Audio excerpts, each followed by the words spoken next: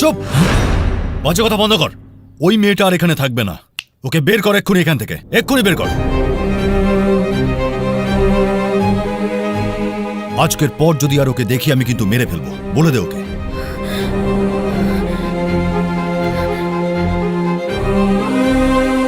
লাগবে না ওসব।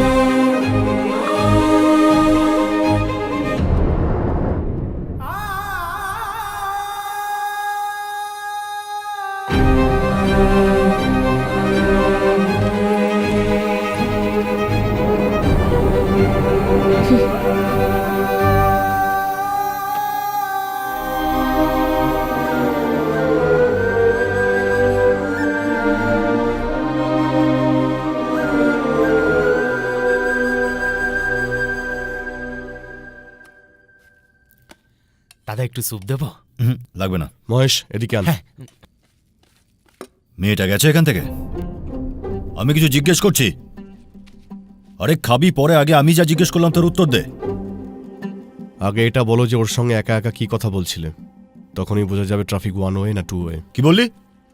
একটু জোরে বল। যখন শুনতে পাওনি বেকার কেন চেঁচাচ্ছ?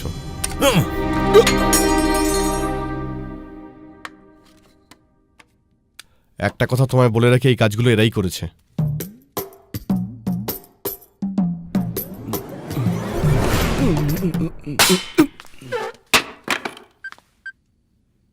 হ্যালো, আমি বলছি। হ্যাঁ বলুন ভাই। কোথায় এখন? আমি তো এখন গ্রামের থেকে অনেকটা দূরে চলে এসেছি। শোনো, আমার বাড়ি হয়ে যেও। কি বললেন? আমি বললাম আমার বাড়ি হয়ে যেও। আচ্ছা ঠিক আছে, ঠিক আছে ভাই।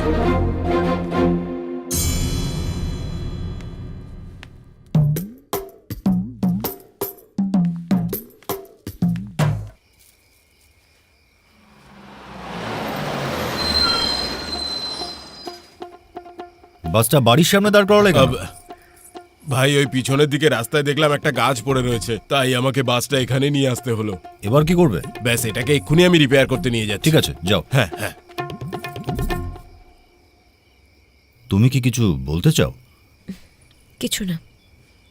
কিন্তু আমি কিছু বলতে চাই, বুঝতে পারছি না কিভাবে বলবো। ওই আজকাল ছেলেমেয়েরা একে অপরকে পাঠায় না, ওই পিঙ্ক কালারের হার্ট শেপ। আমিও পাঠাতে চাই। আমার ফোনে ওসব নেই, উকিল ভাইয়ের ফোনে আছে। কিন্তু এই ইডিয়েটটার হার্ট আমি তোমায় কেন? আমি 1 লাখ মানুষের সামনে অনায়াসে ভাষণ দিতে পারি, কিন্তু তোমার সামনে মুখ দিয়ে কথাই বেরোচ্ছে না।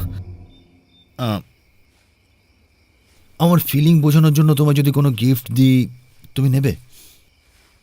আমার একটা গরু আছে, মুনিয়া, ওটা আমি তোমায় গিফট দিতে পারি, কিন্তু তুমি বাড়ি নিয়ে যাবে কি করে? বৌদিকে গরু গিফট করছে। আরে হ্যাঁ, আমার দাদুর একটা বড় ভোজালি আছে, ওটা নেবে?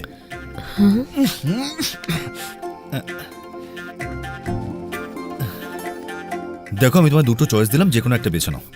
হ্যাঁ, দেখো আমি তোমায় ভালোবাসি খুব বেশি, সত্যি ভালোবেসে ফেলেছি।